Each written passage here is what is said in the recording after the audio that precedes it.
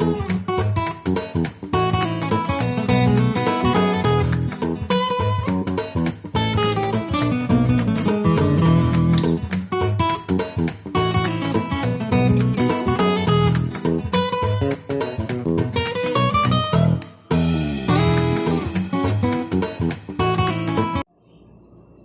guys, good afternoon.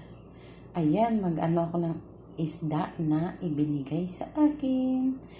Ayusin ko na lang. Tingnan nyo kung anong pangalan nito. Kita. Ayan yung ano. Ayan. Apat siya, apat. Tapos ito, alam ko, ilahon. Diba? Ilahon. Ay na naman siya. Meron na naman akong mahabang isda. At ito sunog. Tawag sa amin ito sunog. Ayan. May kawil pa oh. May kawil. Ayan. May kawil pa siya. Sunog. Sarap ihaw to. Pero sarap din to paksiw. Itong ano, perito at saka tinula lang ito. Ayan, medyo malambot na. Hiwa-hiwain ko na yan siya para ilagay sa freezer.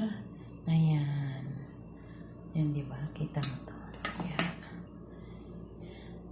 Anong isda to?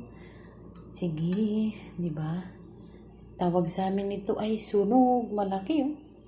Mga siguro, mga 1/2 to o 1/3 to. Ayan, no? Malaki eh. Ayan, no? Yeah. O mga 1 kilo to. Ayan, sarap nito. Ano, paksiw. Paksiw lang ang akin ito. Papaksiwin ko to. Ayan. Tapos ito, balo. Balo. Ito, ilahon. Ito, ano yun, sibad o ano yan.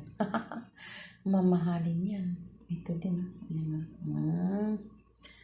Ayan na siya. Ang aking mga ano. Guys, isda na naman. Ayan. Ayusin ko naman ito. Ito. Ayan. Tatapusin ko na siya. Isda kasi lagi na lang manok. Ayan. Ayan. Thank you sa inyo. Thank you sa inyong panonood. Ayan, asikasuhin ko muna yung aking uulamin. Ang dami, di ba? Mga siguro 1 buwan ko ito ulamin. Kasi syempre may gulay, may manok. Syempre, ganun talaga. Kasi kakagugulay na ako kasi nagsasawa na ako sa manok. Gulay naman. Ayun. Ayan. Thank you guys. Thank you. At kung kayo ay bago pa sa aking YouTube channel, please subscribe my YouTube channel, Sweetlyn. Ayan, bye-bye guys.